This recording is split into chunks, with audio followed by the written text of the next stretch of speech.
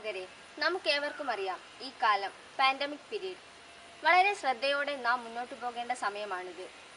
മുതിർന്നവരെ സംബന്ധിച്ച് ഒരു ജോലിയുമില്ലാത്ത അവസ്ഥ, എന്നാലും തട്ടിമുട്ടി ജീവിതം മുന്നോട്ടു പോകുന്നു. കുട്ടികളായ ഞങ്ങളുടെ അവസ്ഥയൊന്ന് ആലോചിച്ചു നോക്കൂ. തികച്ചും വിരസമായ ദിനങ്ങളായിരുന്നു.